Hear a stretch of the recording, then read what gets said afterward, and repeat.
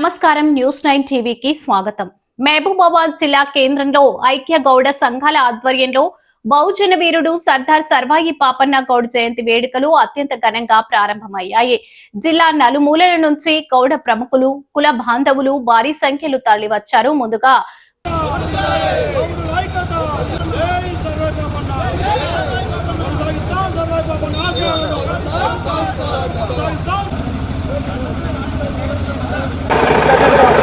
వ్యవస్థాపక అధ్యక్షులు కునియంటి కమలాకర్ గారి చేతుల కార్తిక్ గారు, జిల్లా ప్రతినిధులు అందరికీ స్వాగతం తెలియజేస్తూ, సర్దార్ సర్వాయి పాపన్న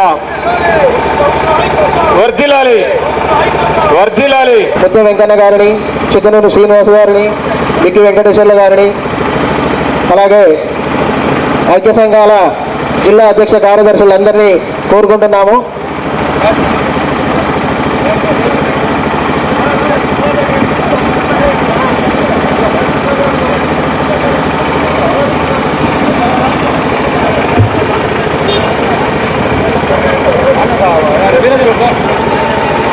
గౌడ యువజన సంఘం ఆధ్వర్యంలో జెండా పథక ఆవిష్కరణ, వారికి గౌడ సంఘం తరఫున హృదయపూర్వక ధన్యవాదాలు.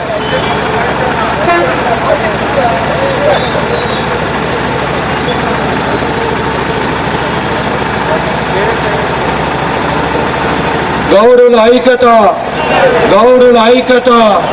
ఇద్దరులే సర్వాయి పాపన్న గారి ఆశయాలు, సర్వాయి పాపన్న గారి ఆశయాలు.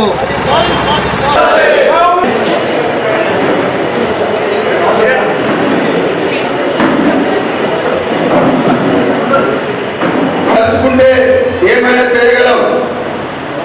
వెంకన్న గారికి, అదేవిధంగా వివిధ గ్రామాల నుండి, మండలాల నుండి అది గుర్తుంచుకోవాలి.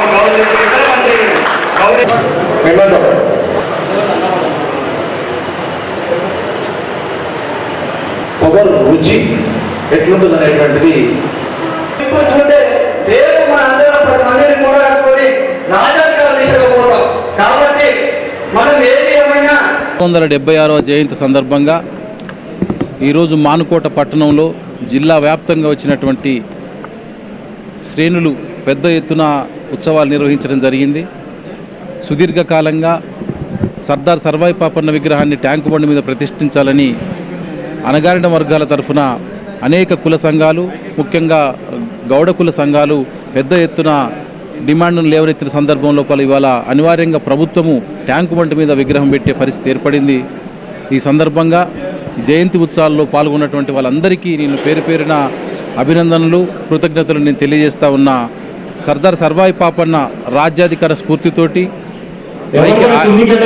ఐక్యత, పోరాటం, రాజ్యాధికారం దిశగా ప్రయాణించాలని కోరుతూ సెలవు తీసుకుంటాం. కురవి గేట్ సమీపంలోని పాపన్నగౌడ్ విగ్రహానికి పూలమాలలు వేసి ఘనంగా నివాళులు అర్పించారు.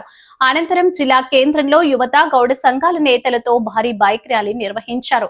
స్థానిక కట్టయ్య ఫంక్షన్ హాల్లో జరుగుతున్న జయంతి సభకు స్థానిక ప్రజా ప్రతినిధులు, ప్రముఖులు ముఖ్య అతిథులుగా హాజరై పాపన్న వీరత్వాన్ని కొనియాడనున్నారు. అలాగే విగ్రహ ఆవిష్కరణకు సహకరించిన ప్రముఖులకు ఆత్మీయ సత్కారం చేయనున్నారు. మరిన్ని అప్డేట్స్ కోసం చూస్తూనే ఉండండి న్యూస్9 టీవీ.